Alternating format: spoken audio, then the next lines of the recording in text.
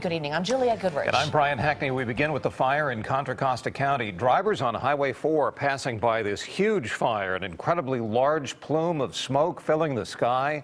Traffic slowing down as the flames rage. And not too long ago, a firefighter was taken to the hospital with injuries. 3-alarm fire broke out at a lumber company on Piedmont Way. KPIX 5's Joe Vazquez live at the scene with the latest. Joe?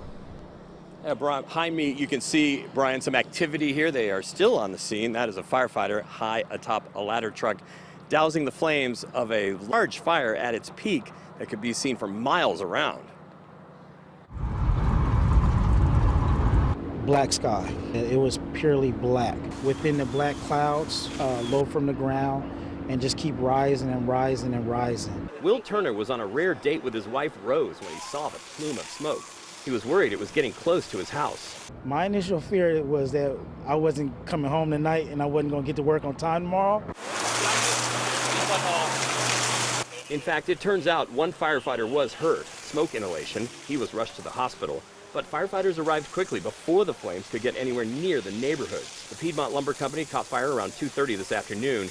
It started outside of the buildings in the lumber yard itself as big flames shot high in the air. The first firefighters on the scene called for a second and then a third alarm. That's about 100 firefighters and accompanying equipment. The flames spread to the brush on the outer edges of the fire, which firefighters quickly doused. The fire is under control now, but there is still concern for the air quality. As we understand, large plastic pipes were among the items on fire. Officials say they've asked health officials to come to the scene. There are a lot of materials in there. There's some concern about the air quality. We have county health coming out to make some assessments as to the air quality. Certainly a lot of people have been seeing the smoke. Fortunately, that's pretty much dissipated at this point. But there is some concern about what was burning in there. I don't have the answers for you right now as to exactly what that was. But a lot of it was, of course, lumber. And we have some new information now, and I want to bring in Steve Hill, the public information officer you just saw for Contra Costa County Fire. Steve, you were just telling me that you've done a little closer assessment, and there's a couple of details we want to get right. And first of all, we thought this was a lumber company, but you're saying otherwise. Well, it turns out it is in fact the Elite Roofing Supply Company's storage yard. And so the intense dark smoke we were seeing was a result of not lumber burning, but roofing supplies burning.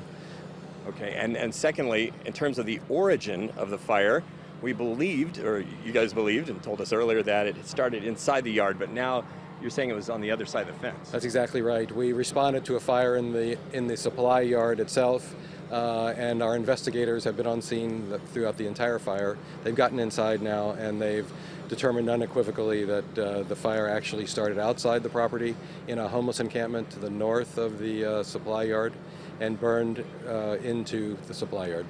And that's becoming an issue out here. You had a homeless encampment during fire season, and it started the fire. We have very risky fire conditions. It's obvious we're just skirting red flag conditions, haven't quite made it there for the last couple of weeks. But the conditions are very dangerous, and a lot of our fires, I don't have the exact number, but I would estimate that more than 50% of these vegetation fires we fight end up starting in, around, adjacent to homeless camps.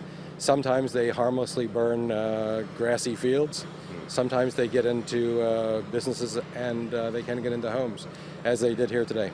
Steve Hill, thank you, and our best to your colleague. We understand he's still recovering, but you don't have a word on his condition. Okay, that's going to wrap it up from here in Pittsburgh. Back to you in the studio. All right, thanks, Joe.